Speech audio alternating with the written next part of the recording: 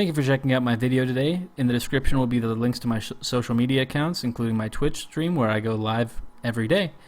If you enjoyed the video, please like and subscribe. Have a good one. So today we're going to be looking at the first 3 spoilers from Core Set 2020, including the 3 Chandra Planeswalkers, one at Uncommon, one at Rare, and one at Mythic. I find it pretty interesting that we have 3 new Chandra Planeswalkers, and the fact that they revealed them all on the very first day is a little weird, but I like it. So let's get into the first one. The first one is Chandra Novice Pyromancer. She's a 3 in a red for an uncommon 5 loyalty planeswalker. Alright, not bad. Her +1 boost your elementals. You can -1 and gain 2 red, or you can -2 and shock something. So it's not looking that playable. Unless there's an elemental synergy in Core 2020, which if there is, that would be cool, but I'm not really expecting that yet. Although with 3 cards, you'll see the other 2 in a minute here, with 3 cards all referencing elementals, maybe there will be. There's 2 decent elementals in mono red right now. Runaway Steamkin and Lightning Mare. They both get some amount of play, but not a lot as far as Lightning Mare is concerned. Runaway Steamkin is obviously a staple in RDW, but it's not, I mean, by itself, like this card isn't going to make that deck better. So it's going to have to go into, it's going to have to do something else. The 2 mana you can get makes her only cost 2, in theory. So there is a possibility for some sort of Steamkin combo where if you can have a Steamkin on the board with 1 counter on it, so it's a 2/2, you play Chandra, comes a 3/3, you minus Chandra, get 2 mana, and play 2 more 1-drop spells, you can loop your Steamkin, basically making your Chandra free, which is pretty good. Then you're basically getting a 4 mana Chandra for nothing. 4 loyalty Chandra for 0, which is pretty good. But I don't think that that's going to be consistent enough, and I don't think RDW is going to want to play a 4 mana planeswalker that basically doesn't really contribute much, unless if they're playing a lot of elementals. So if there's elemental synergy in Core 2020 or in future sets, this card could be really good, but until then, it's not going to be that great.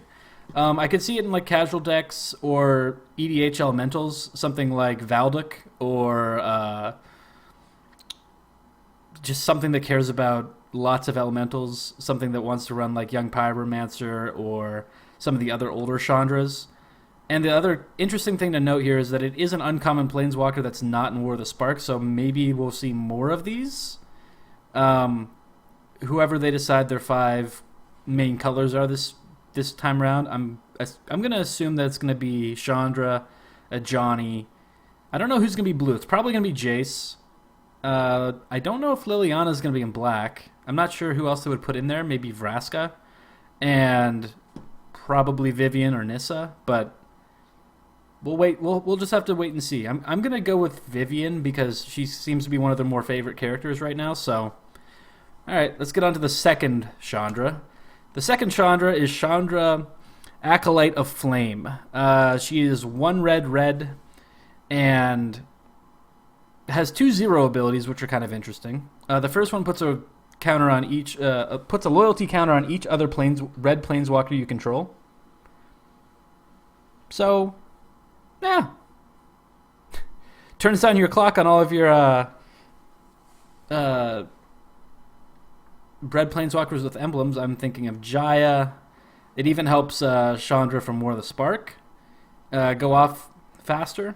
So there could be like a slightly aggro mono red Super Friends. I could also see this card maybe making its way into like a deck that wants to run Saheeli and Ral, like a Izzet deck, just putting more loyalty onto them. This could fit into RDW for its second ability. You get 2 1/1s with haste, which, okay, sure. And then hold on, the -2. What's the -2 here? Oh yeah, and then you get your -2 is basically you can put a spell in your graveyard that has flashback, basically, and then you exile it. So I think that there is a space at 3 mana in like a RDW style deck for this to work. It could maybe even go into like a Rakdos aggro, possibly. Rakdos seems to have a decent amount of spells that they want to pop off, at least the way I like playing it. So, I mean, I think more than likely when you do it, when you play it on, if you play it on 3, you're going to want to do the second 0 ability and get 2 1/1s to just put more pressure on. And then afterwards, on turn 4, then you use your -2 for spells if you're playing it in an aggro deck.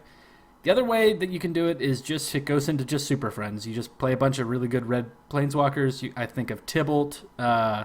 You could play it in that Saheeli deck. And then there's Elemental Synergy here again. And this is what I don't play Modern, so let's just be very clear here. I'm not familiar with the format that much. I do watch some of it, but I don't play it. Is there a possibility for this card to see its way into like a mono red Phoenix deck, where you just want to go through maybe you get a second shot at Manamorphose, or something to that effect, where you're basically playing it for free, or just something that again wants lots of elementals. So like maybe even like a Storm deck kind of. I don't know. Just something that can produce LEs every time you cast a spell. I think there's a couple cards that do that. Again, I'm not too caught up on Modern, so I'm thinking this is probably the second best one, but I think it'll be the one that sees the most play, simply because it can go into mono red aggro. Now, for the last one, we have Chandra, Awakened Inferno. She can't be countered, so she's going to get 1 activation off no matter what. Her +2, she's a 6 mana Planeswalker for 6. Okay, so I'm thinking like Liliana, the new one. There's a few good ones that are 6 for 6, and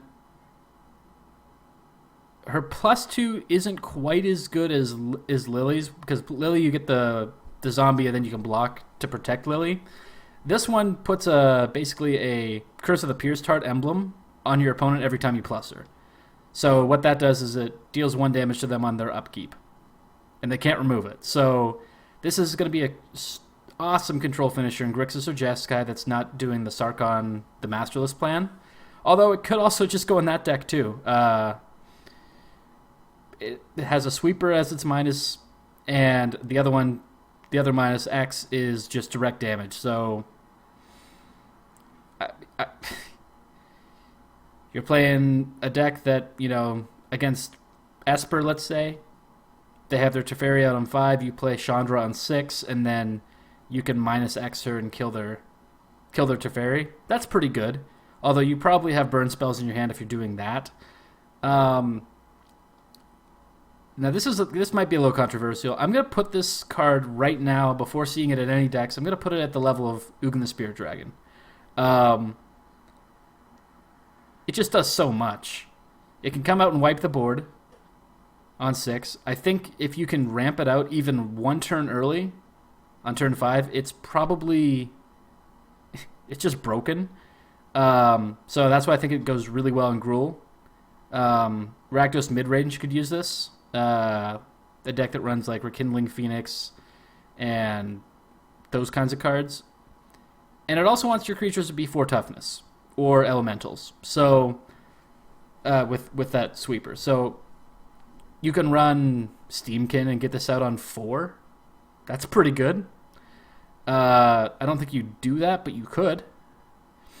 Yeah, you could get this out as early as, I think, probably turn 4 in Standard right now. Maybe even turn 3. I haven't done the math on it yet, but I'm pretty sure it's either turn 3 or 4. So if you can get this out on 4, let's just say you get it out on 4 and just start plussing. You have the threat of I'm gonna wipe your board, and I'm just gonna kill you one damage at a time over and over. So this is just a really good card. Uh, I can't wait to try this. This is gonna be so much fun. But yeah, stay tuned for more Core Set 2020 spoilers. And until next time, have a good day. Peace.